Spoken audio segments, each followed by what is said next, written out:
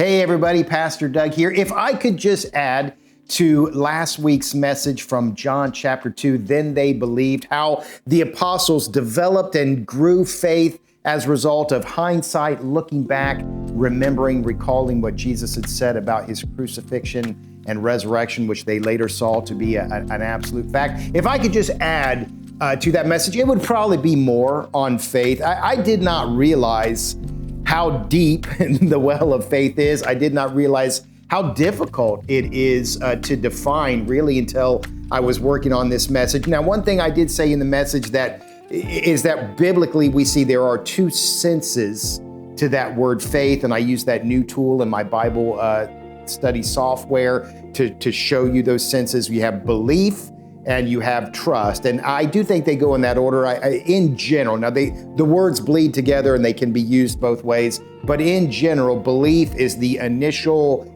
intellectual, I've looked at the evidence, I've heard the testimony, I now believe Jesus is the Christ, the Son of the living God, the risen Savior. So belief is what we sometimes call saving faith. You may be familiar with that phrase. Trust, I think, is a little more advanced. It is a little more on the emotional side. It comes after belief. Once you have that intellectual agreement, yes, Jesus is the Christ, the Son of the living God, I've accepted the testimony. You then move on to applying that testimony in your life. You are now making decisions based upon that belief. You are now controlling your emotions to some degree based on that belief. You look at Peter walking on the water. At first he was doing fine, and then what happened? He looked at the wind, he looked at the waves, he got scared, there was an emotional reaction, he began to sink, and Jesus said, oh, you of little faith, which probably was not the stinging rebuke that it sounds like today. That was probably just an explanation. This happened because you lost your faith, your emotions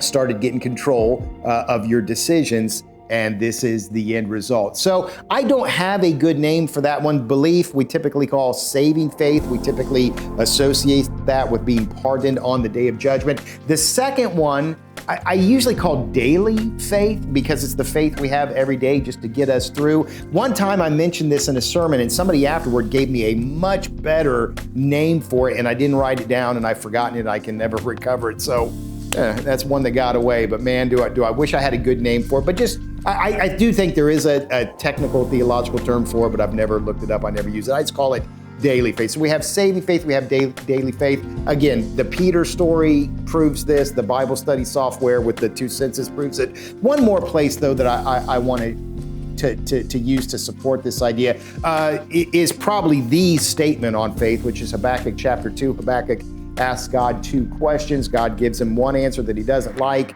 and then God comes and gives him another answer where he says, the righteous shall live by faith. So there's that phrase. It's quoted 3 times in the New Testament, Romans, Galatians, and Hebrews.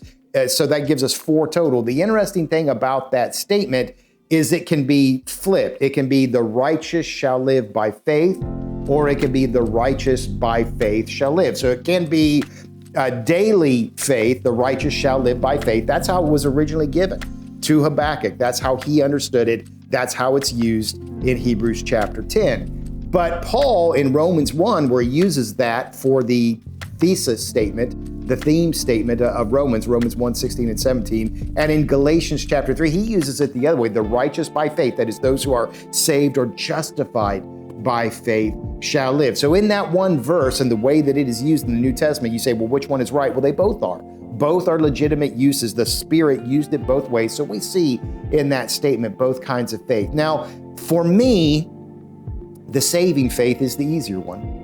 Once I learned what saving faith was, which oddly enough was not until I was 26, and I took that Doctrine of Grace class with Jack Cottrell. You've heard that story multiple times. You heard that when we did that 2-part sermon, the most important paragraph ever written. Once I got it, once I knew what it was at 26, okay, we're good. Okay, I have saving faith. I know I'm going to be pardoned on the day of judgment. Boy, the daily faith, though, man, the walking on water faith with Peter. That is a much harder one. In fact, I was having lunch with a pastor in California one time, guy I really, really loved and looked up to. We had gone to this Chinese restaurant, and I was talking with him about my fears of God not taking care of me in this life. And he said, Makoy, you're a stranger. So he called me Makoy. Usually when people call me Makoy, a rebuke is coming. That usually is bad news. And McCoy, you're a strange guy. You have no fear of the day of judgment, but you have terrible fear about tomorrow. And I was like, you're right. I'm a strange guy.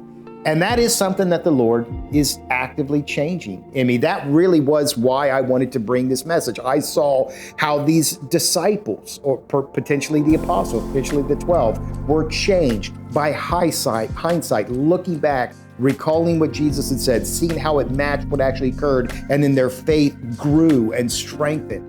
And I know that God is doing that in me as well. That's how I'm facing each day. How is God developing my faith today? I think that's a great thing for you to do as well. Yes, you've got the saving faith. The daily faith comes next, the ability to walk on water.